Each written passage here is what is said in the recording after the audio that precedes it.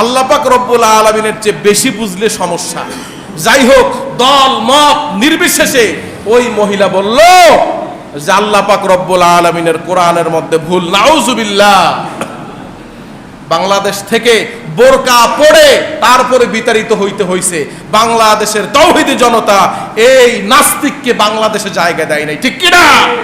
নব্য কোন নাস্তিক যদি হয়, কোরআনের ভুল ধরতে আসে, আমাদের কোরআন থেকে কোনো কথা যদি কুট করে বিকৃত করে, তার অবস্থাও তসলিমা নাসরিনের মতো হবে।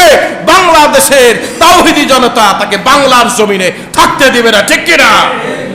তারপরে একজন আসছে, নাম ছিল ফরিদা রহমান। সে বলে আমরা বলি না কোরআনকে অস্বীকার করি। তারপরে যে ক্ষমতায় আসছিল, ইউটিউবে সার্চ দিয়ে পাবেন। ফরিদা রহমান বলল আমরা কোরআনকে অস্বীকার করি না, কিন্তু নারী পুরুষ সমান অধিকার হওয়া উচিত। কোরআনকে অপমান করস নাই, কোরআনকে মানুষ নাই, তোর বাপের মাথা কইছস। ইনডাইরেক্ট বলছে, ডাইরেক্ট বলে নাই, ঠিক কিনা? কোরআনকে অবমাননা করে নাই, কিন্তু বলছে নারী পুরুষ সমান অধিকার। এখন বুঝে থাকলে বলেন, ইসলামের প্রত্যেকটা রীতিনীতি, প্রত্যেকটা কালচার যুক্তি আছে না যুক্তি নাই? যদি কেউ বলে যুক্তি নাই, তাহলে ওর মাথায় ওই যুক্তি বোঝার মতো মেধা নাই, ঠিক কিনা?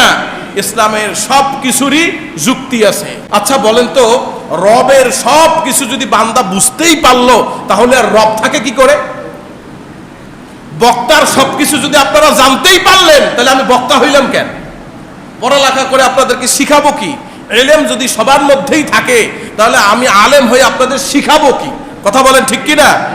আরে রব তো সেই জিনিসের নাম, রব হলো তিনি। আমরা যা বুঝবো না তার চাইতেও কোটি কোটি গুণ অ্যাডভান্স জিনিস। সুবহানাল্লাহ।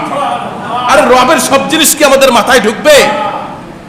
আল্লামা আশরাফ আলী থানবী রাহিমাহুল্লাহ উনি এর যুক্তি বলেন যে যাদের ইসলামের পক্ষে যুক্তি খাটে, সেই যুক্তিগুলা আল্লাহ পাক রব্বুল আলামিন পছন্দ করেন।